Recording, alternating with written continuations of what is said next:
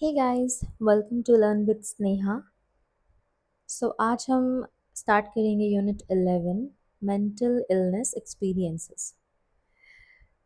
Unit 11 mental illness experiences एक बहुत ही sensitive और इम्पॉर्टेंट टॉपिक को एक्सप्लोर करता है, यानी कि उन इमोशनल और साइकोलॉजिकल स्ट्रगल्स को जो मोस्टली अंदर छुपे होते हैं और सोसाइटी उन्हें या तो इग्नोर कर देती है या स्टिग्मेटाइज कर देती है।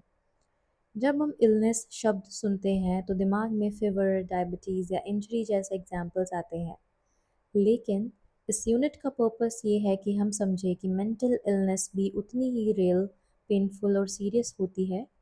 बस फ़र्क इतना है कि वो दिखती नहीं, पर इंसान को इमोशनली, मेंटली और कभी-कभी फिज़िकली भी तोड़ के रख देती है। मेंटल हेल्थ को लेकर अवेयरनेस बढ़ रही है, पर फिर भी सोसाइटी में अभी भी टैबू या मिस इन्फॉर्मेशन काफ़ी है। ये यूनिट हमसे एक्सपेक्ट करता है कि हम इमोशनल इंटेलिजेंस डेवलप करें, एम्पैथी सीखें और ये समझें कि मेंटल इलनेस किसी को भी हो सकती है, चाहे वो स्टूडेंट हो, पेरेंट हो, ऑफिस वर्कर हो या सेलिब्रिटी हो। Alright, coming to depression. Depression एक ऐसी कंडीशन है जिसमें इंसान का पूरा इमोशनल सिस्टम ही डल हो जाता है। बहुत लोग सोचते हैं कि डिप्रेशन सिर्फ उदासी या दुखी होने का नाम है, लेकिन ये उससे कई ज़्यादा गहरा होता है।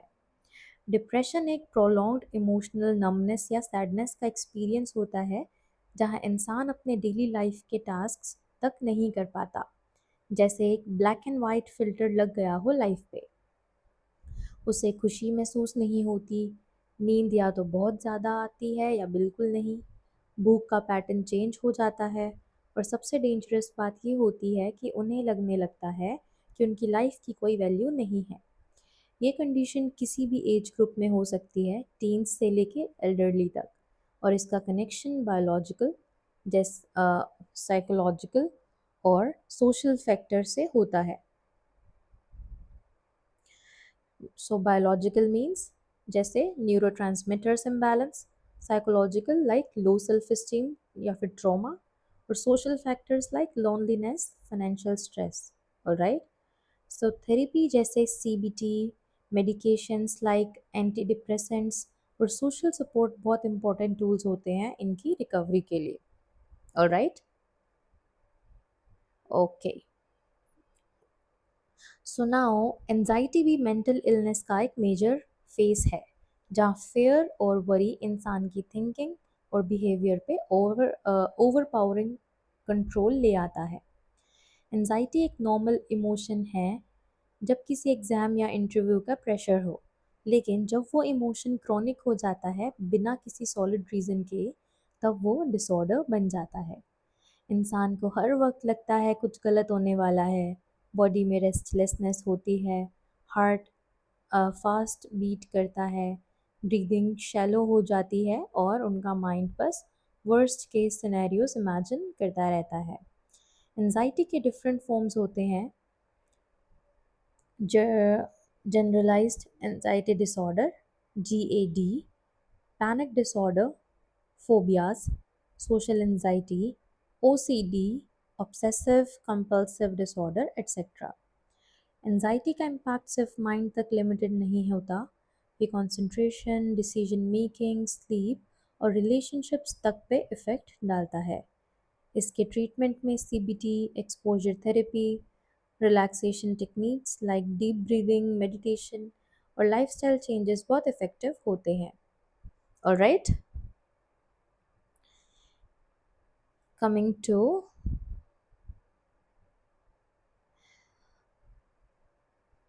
one second.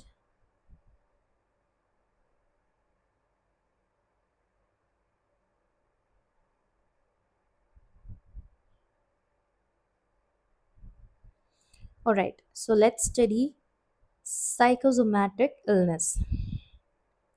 साइकोसोमैटिक इलनेस एक यूनिक कंडीशन होती है जहाँ इमोशनल डिस्ट्रेस का डायरेक्ट इफेक्ट फिजिकल बॉडी पे पड़ता है।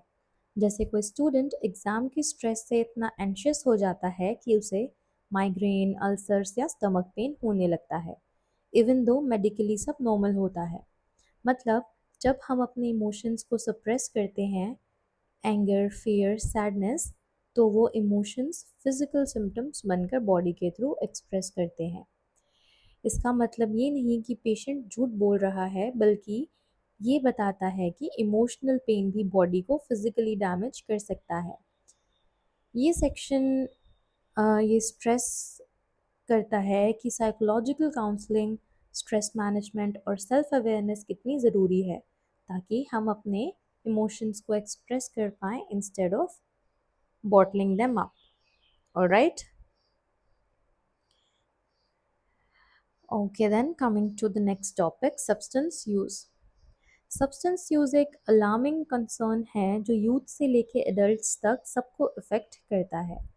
जब लोग इमोशनली ब्रोकन, डिप्रेस्ड या एंशियस होते हैं, तो बहुत बार वो टेम्पररी रिलीफ के लिए अल्कोहल, निकोटीन या ड्रग्स का यूज़ करने लगते हैं। पहले तो लगता है कि ये सब्सटेंस उन्हें काम या हैप्पी बना रहा है, लेकिन धीरे धीरे ये सब्सटेंस उनकी ज़िंदगी पे कंट्रोल ले लेता है। उनका मूड, बिहेवियर, रिलेशनशिप्स, करियर सब बिगड़ने लगते हैं। सब्सटेंस यूज़ डिसऑर्डर एक डिसीज़ होता है जिसमें ब्रेन का रिवॉर्ड सिस्टम हाईजैक हो जाता है और इंसान को लगता है कि बिना सब्सटेंस के वो सरवाइव ही नहीं कर सकता। ये सेक्शन बताता है कि एडिक्शन का सॉल्यूशन सिर्फ विल पावर नहीं है। प्रॉपर ट्रीटमेंट जैसे डिटॉक्स, काउंसलिंग, ग्रुप थेरेपी और रिहैब प्रोग्राम्स के बिना रिकवरी मुश्किल होती है। ये भी समझाता है कि लोगों को ब्लेम करने के बजाय उनके पेन को समझना और सपोर्ट करना ज़्यादा इम्पोर्टेंट है। Alright, okay, so guys, let's sum up. सो ये यूनिट कंक्लूड करता है कि मेंटल इलनेस का एक्सपीरियंस यूनिक, लेयर्ड और डीपली इमोशनल होता है। डिप्रेशन, एंजाइटी, साइकोसोमैटिक इश्यूज और सब्सटेंस यूज़, ये सब एक इंसान की पूरी लाइफ ट्रेजेक्ट्री को चेंज कर सकते हैं। इन्हें समझना सिर्फ एकेडमिक नॉलेज का पार्ट नहीं, बल्कि एक सोशल रिस्पॉन्सिबिलिटी है।